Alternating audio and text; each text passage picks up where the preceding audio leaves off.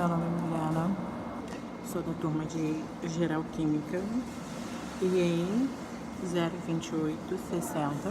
Então, vou falar um pouquinho sobre a matéria, que é sobre uma parte, é o processo de dispersão de um soluto, de um solvente, que conduz à formação de uma solução.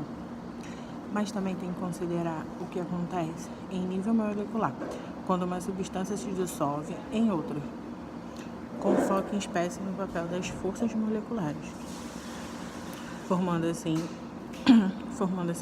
a dispersão molecular. Também vou falar um pouquinho sobre a solução saturada e a solubilidade. Quando uma solução saturada entra em contato com um soluto insolúvel, as partículas dos solutos solúveis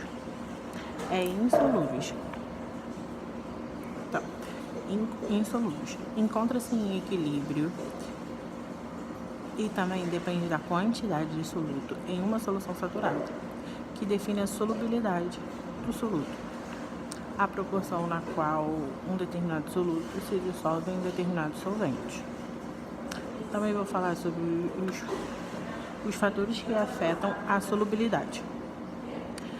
Um dos fatores que determina os tipos de forças intermoleculares entre as partículas dos solutos e dissolvente é a temperatura, porque a temperatura pode afetar a solubilidade, que na maioria dos sólidos é mais solúvel em água sobre altas temperaturas, enquanto os gases não são solúveis são menos solúveis em água em altas temperaturas. A solubilidade dos gases aumenta na medida que a pressão se torna maior. Então, também vou falar um pouquinho sobre as propriedades coligativas, que inclui a extensão em um soluto, que diminui a pressão em vapor, aumenta o ponto de ebulição e diminui a pressão.